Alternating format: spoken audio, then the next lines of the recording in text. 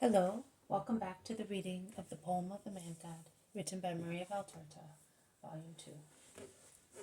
Chapter 216. In the Plain Towards Ashkelon. 12th July 1945.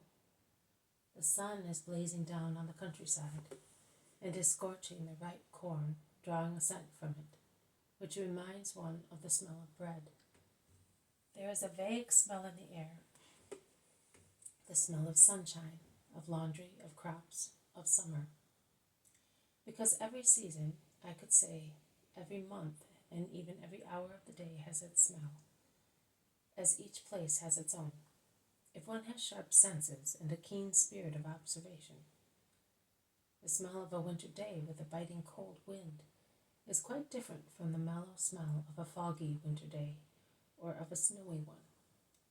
And how different is the smell of springtime that comes and announces itself by means of a scent, which is not a scent, and is very different from the smell of winter.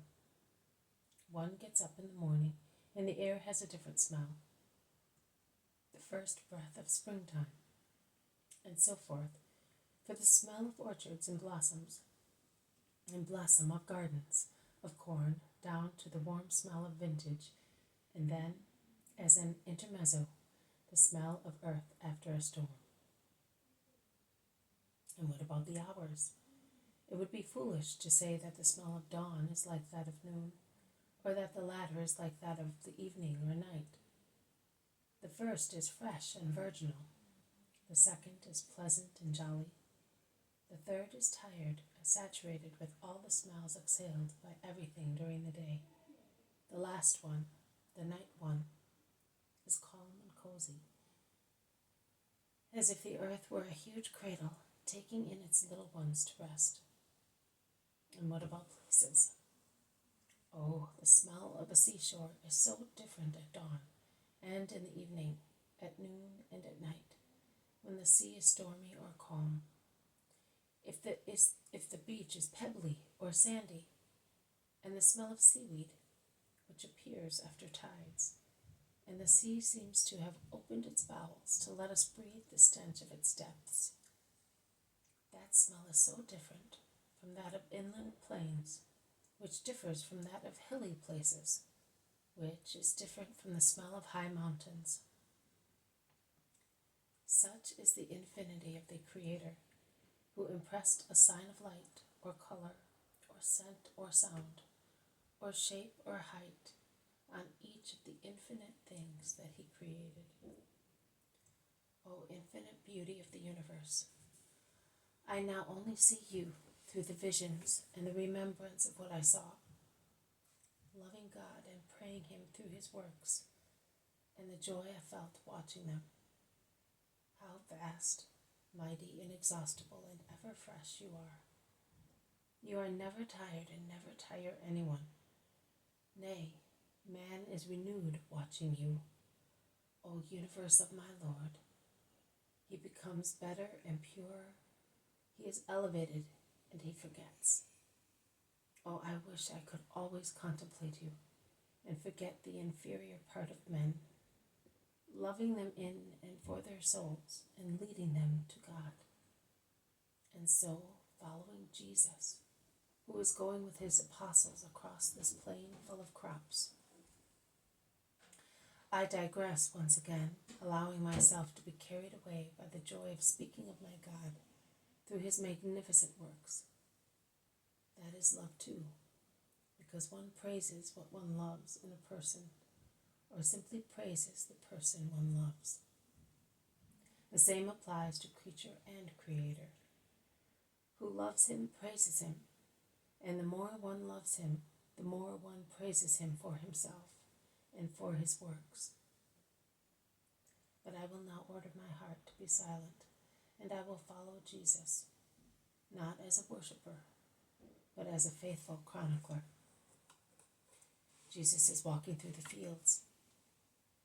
It is a hot day. The place is desert. There is not a soul in the fields.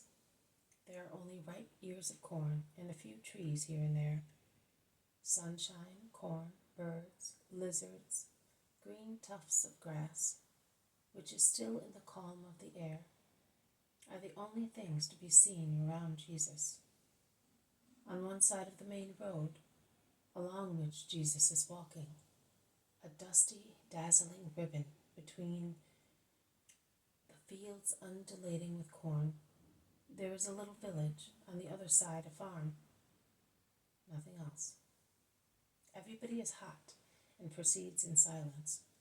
They have taken off their mantles, but as they are wearing woolen tunics, however light they may be, they suffer the heat just the same. Only Jesus, his two cousins, and the Iscariot are wearing linen or hempen clothes. Jesus's and the Iscariot's garments are of white linen, whereas those of Alphaeus' sons look thicker and heavier than linen, and they are also dyed in a darker ivory shade, exactly the shade of unbleached hemp. The others are wearing their usual robes, and are drying their perspiration with the linen cloth which covers their heads. They reach a thicket of trees at a crossroads. They stop in the healthy shade and drink avidly out of their flasks. "It is as warm as if it had been on fire," grumbles Peter. "I wish there was a little stream here, but there is absolutely nothing," sighs Bartholomew. "I will have none left before long." "I think I would say that it is better to walk on the mountains," moans James of Zebedee, who is flushed with heat. "A boat is the best of all. It is cool, restful, clean. Ah!" Peter's heart flies back to his lake and his boat. "You are right, but there are sinners on the mountains as well as on the plains. If they had not driven us away from the clear water, and had not persecuted us so closely, I would have come here between Tebeth and Shabbat. But we shall soon be on the seaside. The air is cooled there by the open sea wind," says Jesus, comforting them. We need it. We are like dying pikes here. But how can the corn be so beautiful when there is no water?" asks Peter. "There is underground moisture which keeps the soil damp," explains Jesus. "It would be better if it was above ground instead of under. What am I going to do with it if it is down there? I have no roots," says Peter impulsively, and they all laugh. Judas Thaddeus becomes serious and says, "The soil is as selfish as some souls, and it is equally arid. If they had allowed us to stop in that village and spend the Sabbath there, we would have enjoyed shade, water, and rest. But they drove us away. And we would have had food as well. Now we have not even that, and I am hungry. I wish there was some fruit. The fruit trees are all close to the houses, and who is going to pick it? If the people here are in the same mood as those over there," says Thomas, pointing at the village they left behind to the east. "Take my portion of food. I am not very hungry," says the zealot. "You may take also mine," says Jesus. "Those who feel more hungry should eat." But when the food portions of Jesus, of the zealot, and of Nathanael are put together, they look very scanty, as one can tell from the dismayed looks of Thomas and the younger ones, but they nibble silently at their tiny portions. The patient zealot goes towards a spot where a row of green plants on the parched soil suggests the presence of moisture. There is, in fact, a trickle of water in the bottom of a ditch, just a trickle, which is bound to disappear before long. He shouts to his distant companions to come and refresh themselves, and they all rush there, and following the intermittent shade of a row of plants on the bank of the half-dried brook, they are able to refresh their dusty feet and wash their perspired faces. But first of all, they fill their empty flasks and leave them in the water in the shade to keep them cool. They sit down at the foot of a tree, and being tired, they doze off. Jesus looks at them lovingly and sympathetically and shakes his head. The zealot, who has gone to drink once again, notices his gesture and asks him, "What is the matter, Master?" Jesus stands up. He goes towards the zealot, and clasping him with one arm, he takes him towards another tree, saying, "What is the matter?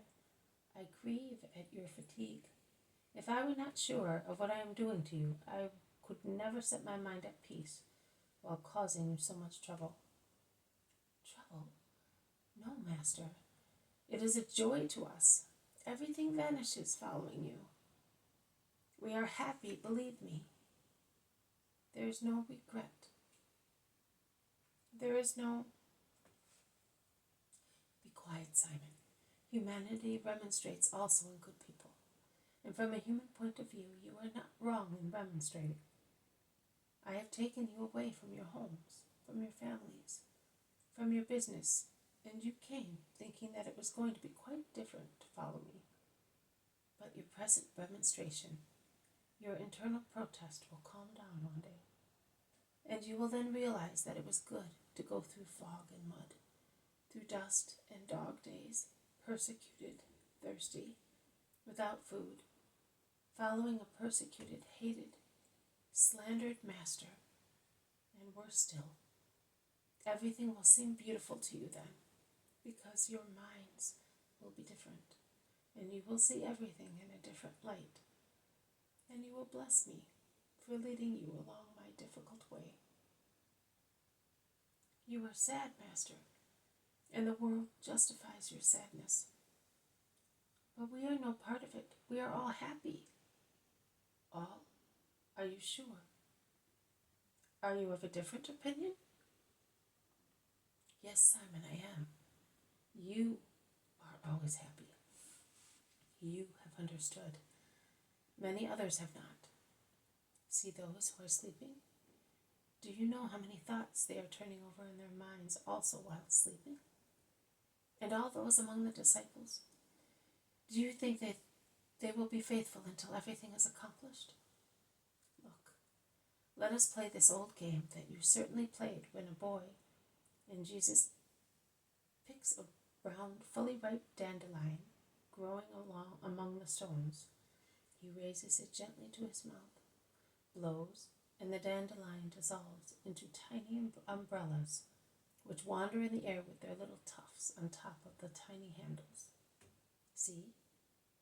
Look, how many have fallen on my lap, as if they were in love with me. Count them. They are 23. They were at least 3 times as many. And the others? Look. Some are still wandering. Some have fallen because of their weight. Some, which are proud of their silvery plume, are haughtily rising higher. Some are falling into the mud that we made with our flasks.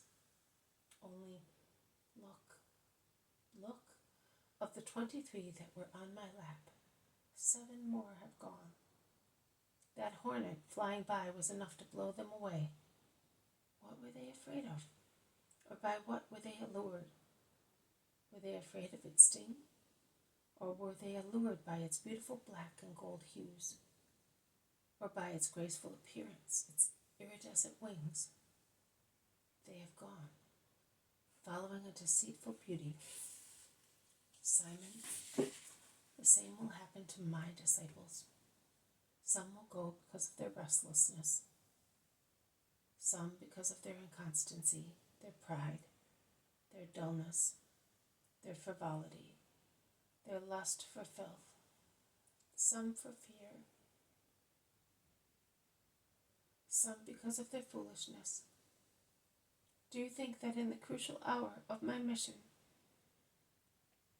I shall have beside me all those who now say to me, "I will come with you"? The tiny tufts of the dandelion which my father created were more than 70. Now there are only 7 left on my lap, because some more have been blown away by this puff of wind that has caused the thinner stems to flutter away. It will be like that, and I am thinking of how much you have to struggle to be loyal to me.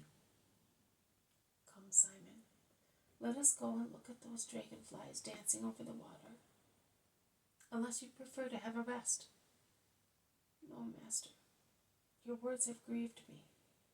But I hope that the cured leper, the persecuted man whom you have rehabilitated, the solitary whom you have gifted with company, the nostalgic man longing for love, to whom you have opened heaven and the world, may find and give love.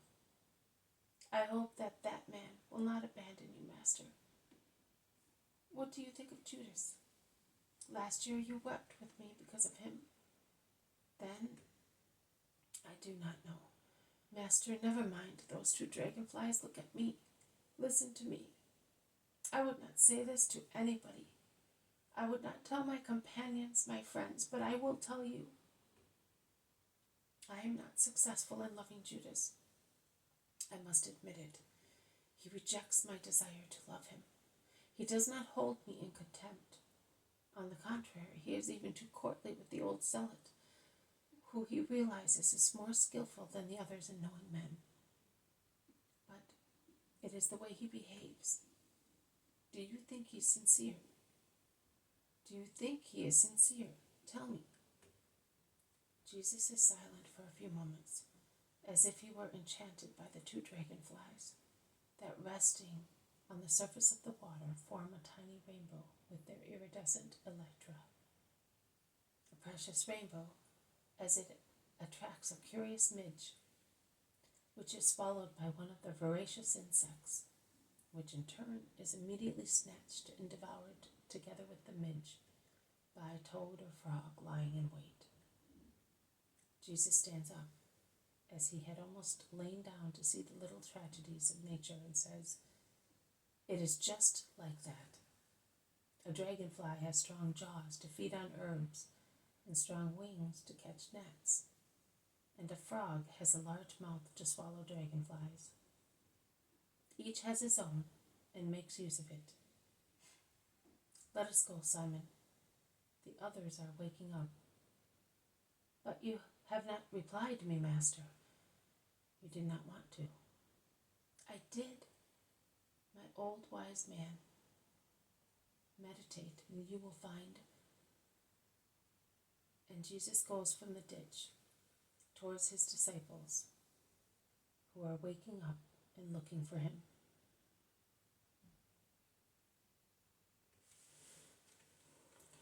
This has been a reading from the poem of the Man God, written by Maria Valtorta, Volume 2, Chapter 216, In the Plain Towards Ashkelon. Thank you for listening. I will see you tomorrow. May God bless you, and may peace be with you.